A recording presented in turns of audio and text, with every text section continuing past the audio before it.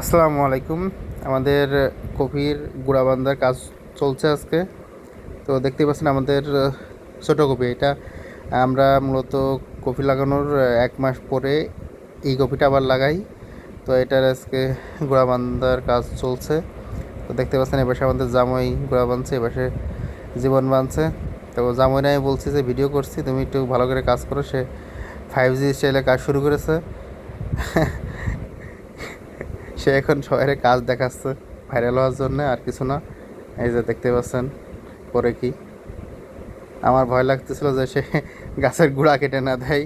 তো যাই হোক, গুঁড়া আর কাটে নাই।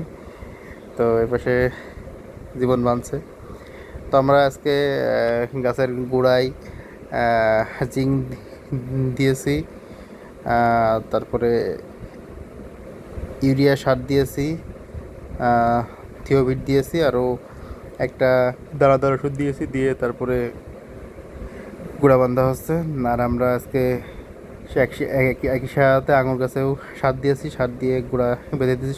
আঙুর গাছে মূলত আমরা বাংলা ট্যাপ দিয়েছি, ইউরিয়া দিয়েছি কিছু, আর দিয়েছি হচ্ছে পটাশ দিয়ে মোটামুটি আমরা আজকে গোড়া বেঁধে দিছি।